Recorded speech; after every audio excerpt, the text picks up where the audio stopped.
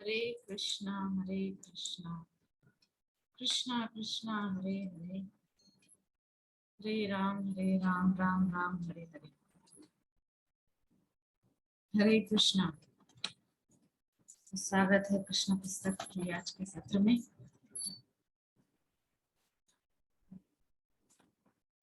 कल के सत्र में हम लोग चर्चा किए थे 44वें अध्याय तक, और उस अध्याय में कंस का उद्धार होने तक की जो लीलाएं हैं उन सब का वर्णन था। किस प्रकार से भगवान ने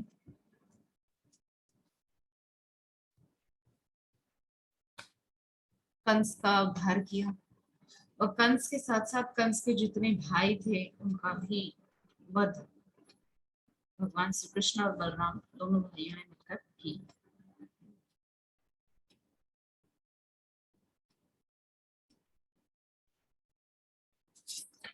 अब अध्याय जो है वो है 45वां अध्याय। इसका नाम है श्री कृष्ण द्वारा अपने गुरु पुत्र की पुनः प्राप्ति। तो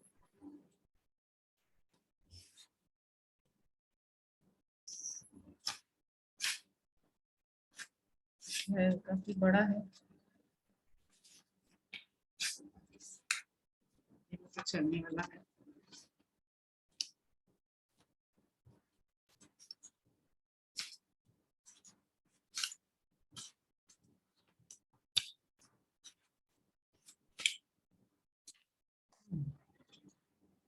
तो श्री कृष्ण द्वारा अपने गुरु पुत्र की पुनः प्राप्ति। सबसे पहले हम देखें कि भगवान मथुरा में आ चुके हैं। जो भी बाधाएं थी वहां पर उनको भगवान ने दूर कर दिया है, अर्थात कंस कंस के जितने भाई हैं उन सबका वध कर दिया है। और इसके अलावा भगवान ने जो भी कंस के साथी थे, कंस से मतलब मित्रता रखते थे, वो लोग वहां से दूर चले गए। और अभी मथुरा जो है वो शांतिमय जीवन जी रहे हैं मथुरा के निवासी। और इसके अतिरिक्त भगवान ने पुनः अपने नाना श्री यानी कि उग्रसेन को मथुरा का जो राजा है वो बना दिया है। और इसके पश्चात अपने माता पिता वसुदेव और देवकी को भगवान ने मुक्त करवाया है। और वसुदेव और देवकी ने जब अपने पुत्र को पाया है तो बहुत प्रसन्न है। और जैसे कि सामान्यतः सभी माता पिता करते हैं वैसे ही वो लोग भी कर रहे हैं, अर्थात अपने पुत्र को शिक्षा अध्ययन के लिए भेजना गुरुकुल में इत्यादि जो भी क्रियाकलाप होते हैं। तो जब भगवान श्री कृष्ण ने देखा कि वसुदेव तथा देवकी सम्मान पूर्वक खड़े हैं, तब उन्होंने तत्काल अपनी योग माया के प्रभाव का विस्तार कर दिया, जिससे कि वे बलराम तथा उनके साथ पुत्रवत व्यवहार कर सके। पहले की कक्षाओं में इस बात पे चर्चा हो चुकी है कि भगवान की 3 प्रकार की माया होती है। एक होती है स्वमोहिनी माया, एक होती है स्वजन मोहिनी माया, और एक होती है विमुख जन मोहिनी माया। तो विमुख जन मोहिनी माया कैसे काम करती है हम सभी जानते हैं। कंस, जरासंध, ये सब लोग जो भी हैं ये विमुख जन मोहिनी माया के अंतर्गत रहते हैं। अर्थात ये लोग सब भगवान से विमुख रहना चाहते हैं। तो विमुख जन मोहिनी माया जो है इनके ऊपर अपना प्रभाव रखती है। विमुख जन मोहिनी माया की वजह से ये लोग और विमुख हो जाते हैं भगवान से और ज्यादा। संसार में जितने भी लोग हैं सबको भगवान ने अल्प स्वतंत्रता दी है। तो यदि मनुष्य भगवान से विमुख रहना चाहता है तो विमुख जन मोहिनी माया वहां पर अपना काम करती है और ऐसे जीवों को भगवान से और ज्यादा विमुख कर देती है। और इसके अतिरिक्त जो लोग भगवान की ओर मुख करके सदैव जीना चाहते हैं, या यूं कहें कि भगवान के आश्रय में जो जीवन जीना चाहते हैं, ऐसे लोगों के लिए है स्वजन मोहिनी माया। वो भगवान के स्वजनों को, जो भगवान से जुड़े रहना चाहते हैं, उन लोगों को भगवान के निकट और ज्यादा लाने का कार्य करती है। तो और एक होती है स्वमोहिनी माया, उसके द्वारा भगवान स्वयं को मोहित करके लीलाओं में प्रवेश करते हैं। अर्थात जैसे ब्रज की सारी लीलाएं, भगवान अपने आप को मोहित किए हुए हैं स्वमोहिनी माया के द्वारा, और वहां पर भगवान लीलाएं कर रहे हैं। तो इसके माध्यम से हम समझ गए स्वमोहिनी, स्वयं को मोहित करने वाली। स्वजन मोहिनी, वही स्वजन मोहिनी माया का उपयोग भगवान ने यहाँ पर अपने माता पिता वसुदेव और देवकी पर किया, जिससे उनके अंदर ये भाव आ जाए कि नहीं, ये भगवान नहीं, ये तो हमारा बेटा ही है। उन लोगों के अंदर ये भाव स्थापित करने के लिए कि ये पुत्र ही है, भगवान नहीं है। भगवान ने वहां पर स्वजन मोहिनी माया का प्रयोग किया। स्वमोहिनी के द्वारा स्वयं को मोहित करते हैं, स्वजन मोहिनी के द्वारा अपने परिकर के भक्तों को मोहित करते हैं, और विमुख जन मोहिनी माया के द्वारा अपने से विमुख जनों को अपने से और ज्यादा विमुख कर देते हैं। ठीक है, तो इस प्रकार से हम समझ गए कि भगवान ने अपने माता पिता को मोहित किया है, जिससे वे उनके प्रति पुत्रवत व्यवहार कर सकें। जिस प्रकार इस भौतिक जगत में विभिन्न जीवों के मध्य माता पिता तथा संतान का संबंध माया के प्रभाव से स्थापित किया जा सकता है, उसी तरह योग माया के प्रभाव से भक्त ऐसा संबंध स्थापित कर सकता है जिसमें श्री भगवान उनके पुत्र हों। देखिए, जो यहाँ पर हमारे इस पृथ्वी लोक में जो माया है जिसको महामाया कहते हैं, वो महामाया, अच्छा ये शब्द बहुत मायने रखते हैं, महामाया। महामाया जो है, इसके माध्यम से, इसकी सहायता से हम संसार में जितना कुछ है, हमारा संबंध, हमारे रिश्ते नाते, उनसे और घनिष्ठता हमारी हो जाती है महामाया की सहायता से। और इसके साथ, इसके अतिरिक्त जो योग माया है, योग माया का क्या कार्य है? भगवान से जोड़ना। नाम से ही समझ में आ रहा है, योग माया जो भगवान से जोड़ती है, जिसके माध्यम से हम भगवान से जुड़ जाते हैं, ऐसी माया योग माया। भगवान से, जीव को परमात्मा से जोड़ने वाली जो माया है वो है योग माया। ठीक है, तो उस योग माया के माध्यम से जीव भगवान के साथ संबंध स्थापित करता है, तो वो योग माया उसमें सहायता करती है। और जो महामाया है, जो इस जो ब्रह्मांड के अंदर कार्य करती है, वो हमको यहाँ के रिश्तों से बंधे रहने के लिए सहायता करती है, कि हम यहाँ के रिश्तों से बंधे रहें। ठीक है, इसीलिए तो ना बच्चा, बेटा बड़ा होकर के जब माँ को धुतकार भी देता है, लेकिन माँ तो माँ होती है, ऐसा कहते हैं ना लोग, माँ पुत्र कुपुत्र हो सकता है, माता कुमाता नहीं होती।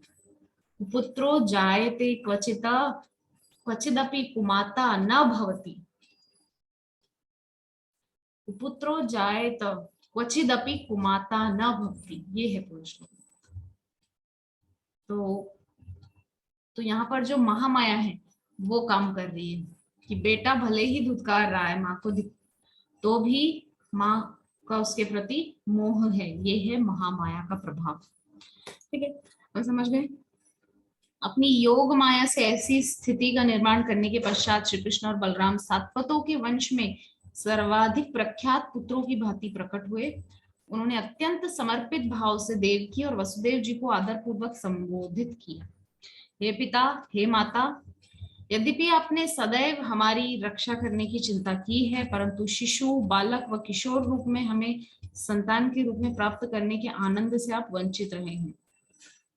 क्या कह रहे हैं भगवान? सबसे पहले तो जो यहाँ पर लिखा हुआ है, अपनी योग माया से ऐसी स्थिति का निर्माण करने के पश्चात श्री कृष्ण और बलराम सात्वतों के वंश में सर्वाधिक प्रख्यात पुत्रों की भांति प्रकट हुए। यहाँ पर कहा गया है कि सात्वत कुल में भगवान प्रकट हुए हैं, अर्थात जो वृष्णि वंश है वो है सात्वत वंश। गोपी गीत में गोपियां भी कह रही हैं कि नखलु गोपिका नंदनो भवान अखिल देही नाम अंतरात्मत्रिक विखन सार्थितो विश्व गुप्तये सखौ देवान सात्वतामुकुले।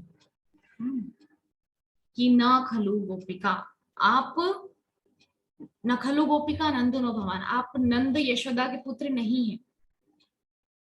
न खलु गोपिका नंदनो भवान अखिल देही नाम अंतरात्मत्रिक, आप सभी जीवात्माओं के साथ परमात्मा रूप में उनके हृदय में विराजमान रहते हैं। अखिल देही नाम अंतरात्म दृक्, यानी कि अंतर आत्मा के दृक् यानी कि दृष्टा हैं, आप सब कुछ देख रहे हैं। भगवत गीता में भी बोला गया ना कि there are two birds, one is witnessing everything, one is eating fruits of its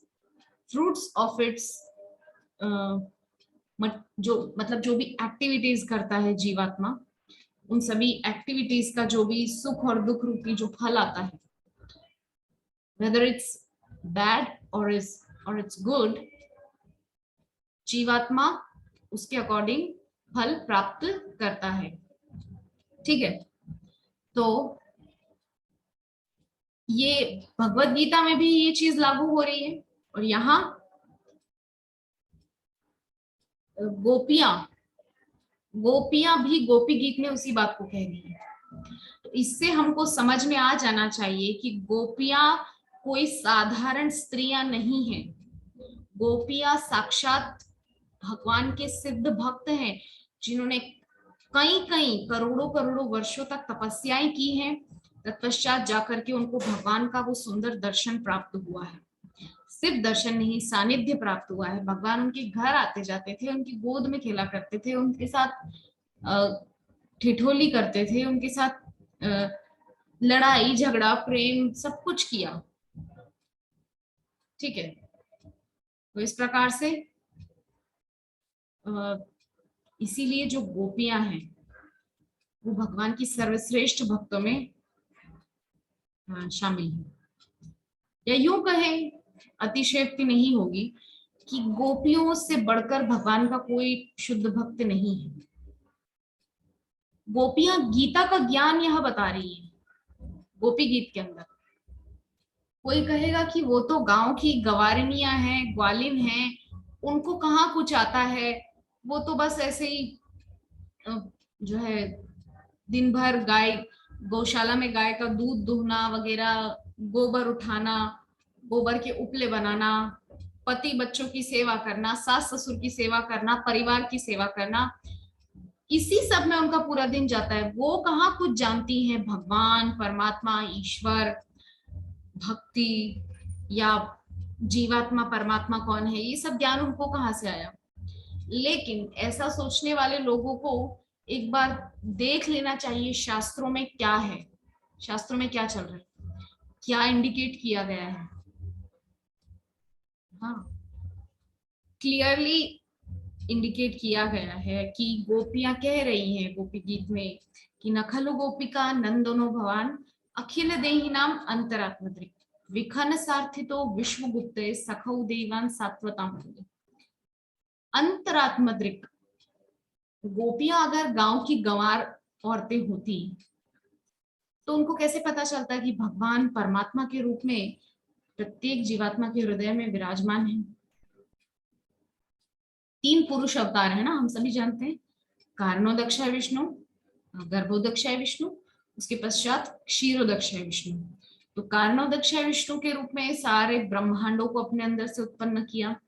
तत्पश्चात प्रत्येक ब्रह्मांड में गर्भोदक्षाय विष्णु के रूप में प्रविष्ट हुए, और फिर जितने ब्रह्मांड हैं उन ब्रह्मांडों में जितने जीवात्मा हैं उन प्रत्येक जीवात्मा के हृदय में परमात्मा रूप में यानी क्षीरोदक्षाय विष्णु विराजमान हुए।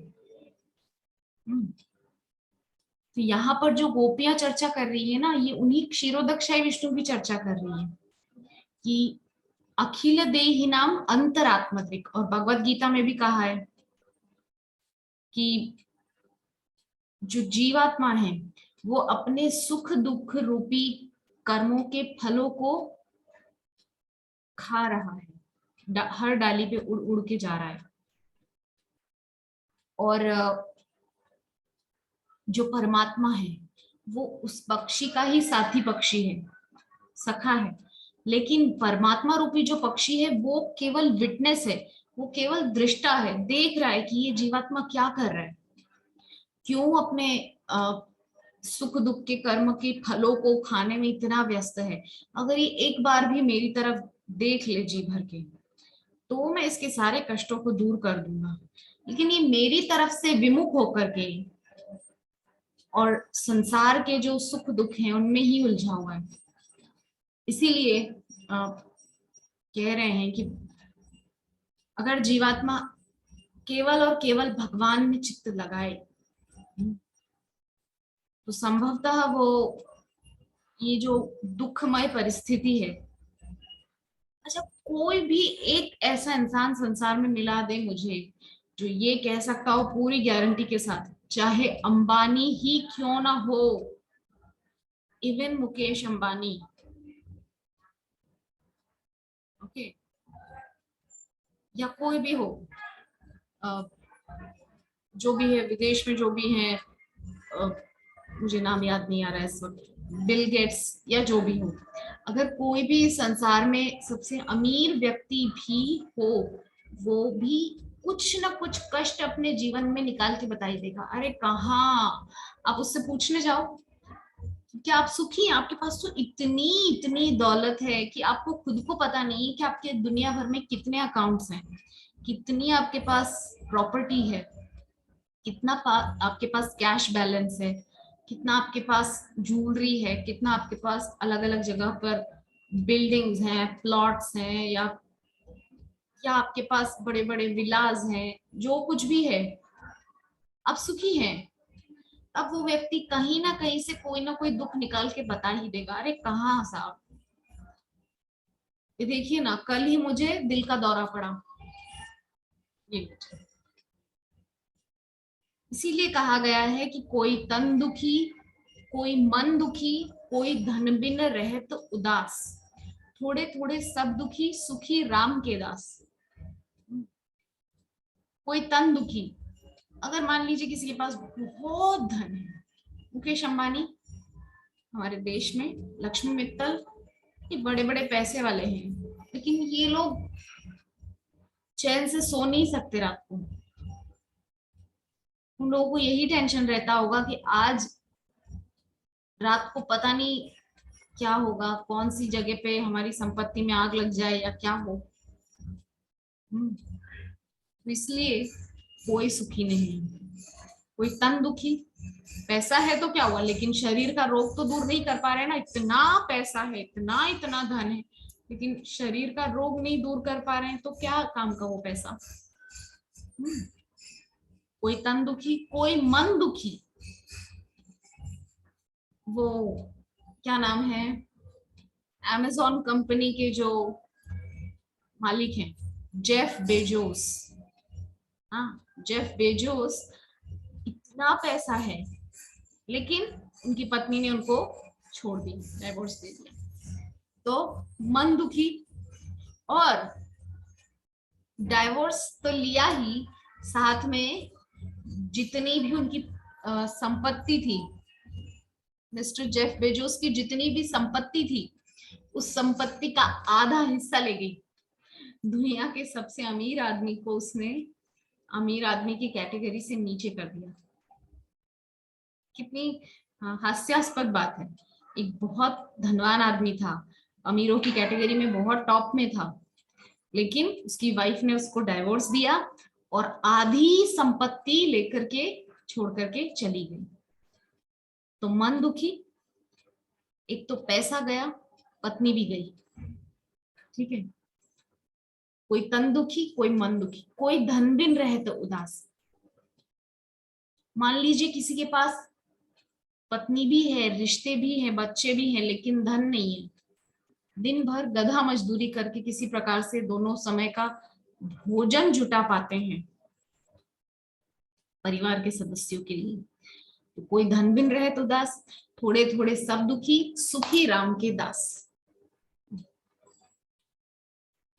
तो हम चर्चा कर रहे थे कि भगवत गीता में ऐसा कहा गया है कि जो जीव आत्मा है वो सुख दुख रूपी जो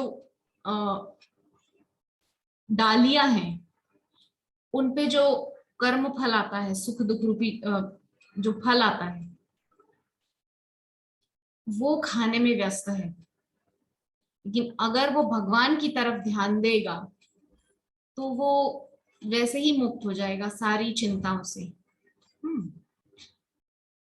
तो इसीलिए गोपियां जो है वो भगवान की श्रेष्ठ भक्त हैं। उनको पता है कि भगवान न सिर्फ यहाँ पर हमारे सामने जो लीला कर रहे हैं नंद यशोदा के पुत्र के रूप में, या मथुरा में वसुदेव देवकी के पुत्र के रूप में, ये सिर्फ लीला है। असल में ये भगवान है, परमात्मा है, ठीक है। गोपियां उस मर्म को जानती हैं, इसीलिए गोपियों को साधारण गांव की गंवार औरतें समझने की भूल हमको नहीं करनी चाहिए। हम्म।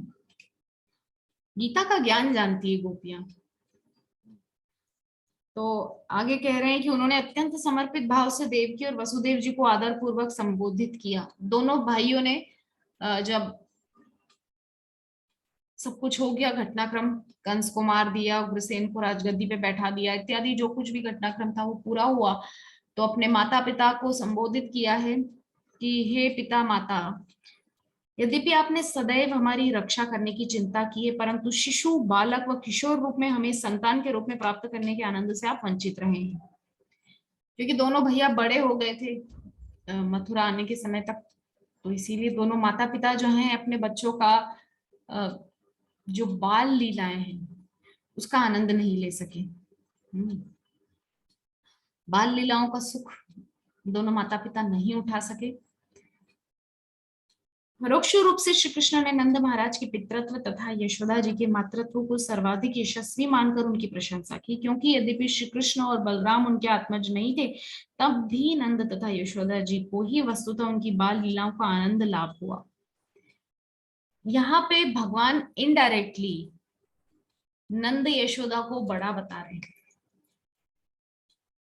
यद्यपि देवकी वसुदेव दोनों माता पिता हैं, श्री कृष्ण और बलराम के असली माता पिता तो वसुदेव देवकी ही है ना। लेकिन यहाँ पर इस सेंटेंस के अंदर भगवान इनडायरेक्टली, अप्रत्यक्ष रूप से जो है नंद और यशोदा को बड़ा बता रहे हैं। कैसे, किस प्रकार से? वो इस प्रकार से कि वसुदेव देवकी से वो बोल रहे हैं कि आप लोग हमारी बाल लीलाओं का आनंद नहीं उठा सके। बाल लीलाओं का शिशु, बालक और किशोर जो हमारा रूप था, आप उसका आनंद नहीं उठा सके। अब तो बड़े हो गए ना, दोनों भैया 11 साल से ऊपर हैं, कृष्ण 11 साल से ऊपर हैं, बलराम 12 साल से ऊपर हैं। तो इस प्रकार से दोनों भैया बड़े हो चुके हैं। और कृष्ण और बलराम अप्रत्यक्ष रूप से, इनडायरेक्टली ये बोलना चाह रहे हैं कि नंद यशोदा कितने भाग्यवान हैं जो उन्होंने हमारी बाल लीलाओं का आनंद उठाया। रोहिणी माता जो है वो बलराम जी की मैया है, तो उनके गर्भ से बलराम प्रकट हुए, तो वहां पर उनकी बाल लीलाएं भी देखने को मिल रही थी। और कृष्ण भी जिस दिन प्रकट हुए उसी दिन पहुंच गए थे सीधा गोकुल में मथुरा से। तो उनकी भी बाल लीलाएं नंद यशोदा ने आराम से आनंद उठाया है जी भर के। इस प्रकार से नंद यशोदा को दोनों भैयाओं की बाल लीलाओं का आनंद मिला और वसुदेव देवकी को नहीं। इसीलिए यहाँ नंद यशोदा के भाग्य को बड़ा बताया गया है। यह प्रकृति की व्यवस्था है कि संतान की बाल्यावस्था का आनंद माता पिता को मिलता है। पशु जगत में भी माता पिता अपने शिशु के प्रति स्नेह भाव रखते हैं। अपनी संतान की गतिविधियों पर मोहित होकर वे उनके हित की देखभाल करते हैं। जहां तक वसुदेव और देवकी का प्रश्न था, उन्हें अपने पुत्रों बलराम व श्री कृष्ण की सुरक्षा की सदैव अत्यधिक चिंता थी। यहाँ पर लिखा है कि ये जो प्रकृति की व्यवस्था है कि सभी माता पिता अपने अपने बच्चों की बाल लीलाओं का आनंद उठाते हैं, हम सभी देखते हैं, ये भी एक महामाया का एक बुना हुआ जाल है। हम अपने बच्चों में मोहित होते हैं, फिर उस मोह के कारण उन बच्चों के लिए हम अधिक से अधिक धन अर्जित करने का, धन कमाने का प्रयास करते हैं कि अच्छे रास्ते से ना हो, गलत रास्ते से किसी प्रकार से धन अर्जन करने की कोशिश करते हैं। माता पिता किसी भी प्रकार से जो है चेष्टा करते हैं कि संतान को अच्छे से अच्छी शिक्षा प्रदान करें, अच्छे से अच्छा उनको एक लाइफस्टाइल दें, एक अच्छा स्टेटस उनको दे करके उनको एक अच्छे लेवल पे पहुंचा दें, चाहे हमको कुछ भी करना पड़े।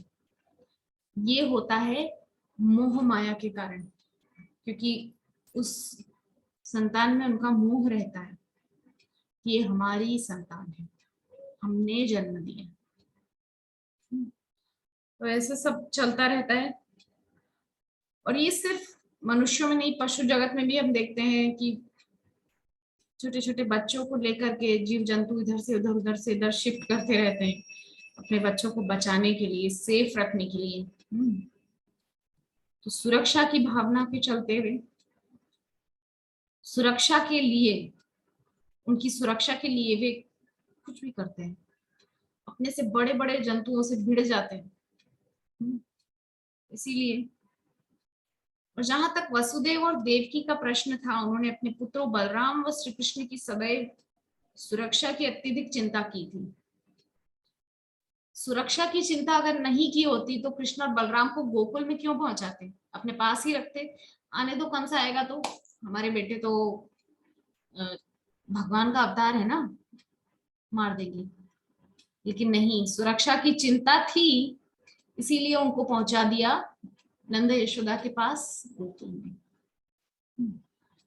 और यद्यपि जानते हैं दोनों की ये भगवान है, लेकिन वहां पर योग माया अपना काम कर रही है, जिसके माध्यम से उन लोगों के आंखों पर पर्दा पड़ा है कि नहीं, ये तो हमारे बेटे हैं और बेटों की सुरक्षा करना माता पिता का कर्तव्य, संतान की सुरक्षा। इसीलिए दोनों को भेज दिया है नंद यशोदा के पास। यही कारण था कि श्री कृष्ण को उनके आविर्भाव के तत्काल बाद दूसरे के घर स्थानांतरित कर दिया गया और बलराम को भी देवकी के गर्भ से रोहिणी के गर्भ में स्थानांतरित कर दिया गया था।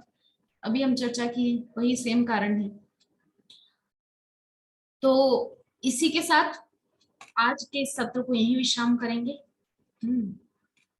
कल पुनः आपके सामने प्रस्तुत होंगे। ये अध्याय तो अभी बहुत बड़ा है, अभी आराम से 4-5 दिन हम इस पर चर्चा करेंगे यथासंभव। अगर बीच में फिर से कोई व्यवधान आ सकता है तो कह नहीं सकते, क्लास फिर से अगर रुक जाए तो इसीलिए हम चेष्टा करेंगे कि कंटिन्यू रखें, कि वैसे भी बहुत सारा जो है बीच में समय ऐसे ही चला गया कि हम क्लास नहीं कर पाए, लेकिन अभी पुनः हमको अवसर मिला है तो हमको सेवा करना ही है पूरी तरह से। तो ठीक है, आज के सत्र को ही विश्राम देते हैं। वंशाकल्पतरुभ्यश्च कृपा सिन्धुभ्येव च पतितानां पावनेभ्यो वैष्णवेभ्यो नमो नमः। हरे कृष्ण कृष्ण कृष्ण हरे हरे, हरे राम राम राम हरे हरे। ग्रंथराज श्रीमद् भागवतम महापुराण की जय। जगत गुरु श्रील प्रभुपाद की जय। निताय गौर सीतानाथ प्रेमानंदे हरि हरि बोल।